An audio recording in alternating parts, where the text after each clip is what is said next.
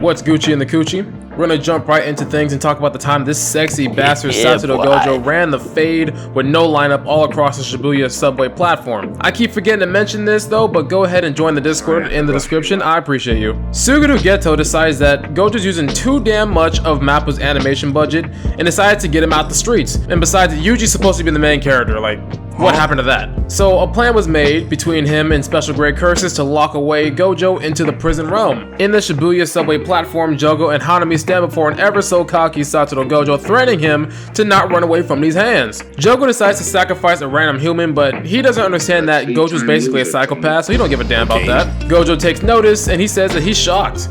To which Jogo insists he's making excuses not to fight. And then Gojo comes back with, nah, Baldy. He's already seasoning this beef by insulting his hairline. I would not take that kind of disrespect if that was me. Gojo goes, nah, I'm just surprised you thought this weak shit would work on me, buster. It's at this point that the freezer opens because Gojo is just cold as fuck. I know Jogo remembers the last time they ran the hands, and for some reason he's staying in his fight, but he's probably not that intelligent. His brain is probably smooth, so you can't even blame him. One thing these two are gonna have to worry about is gonna be Gojo's infinity technique.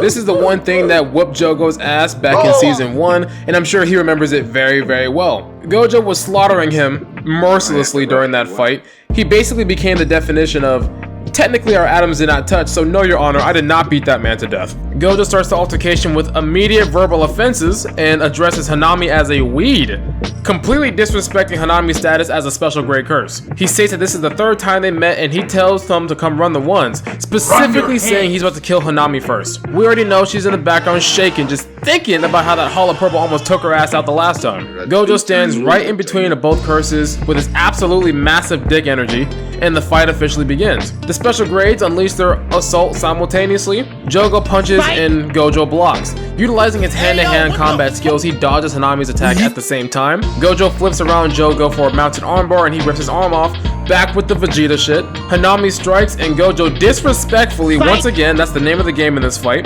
blocks with the severed appendage. Hanami makes the observation that Gojo is only targeting Jogo, thinking that his earlier statement was just a bluff.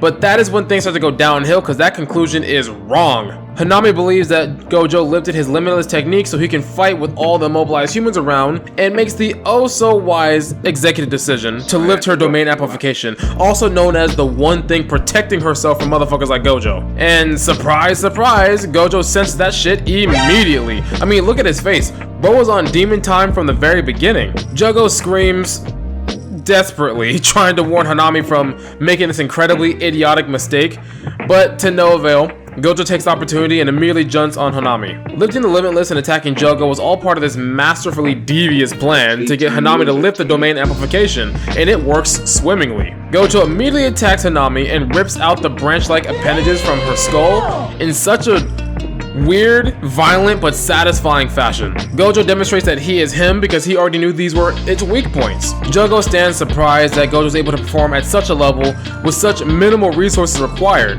He's just in the background thinking like, damn, he really liked that. Jogo and a severely weakened Hanami attempt to assault Gojo once again. However, they make the mistake of forcing Gojo to amplify his technique. He then calls Hanami an asparagus.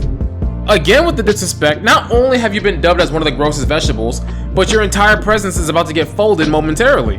Gojo with the infinity pushes Jogo away, get that weak shit away from me, proceeds to walk menacingly towards the weakened spirit Hanami, and at this point, the dog is out, and the infinity technique is too damn strong. Jogo, in a pitiful attempt to distract Gojo, threatens to attack bystanders, but again, Gojo's a psychopath, he don't give a damn. Using infinity, Gojo literally squishes Hanami and graffiti paints the walls in her blood like an absolute fucking Chad.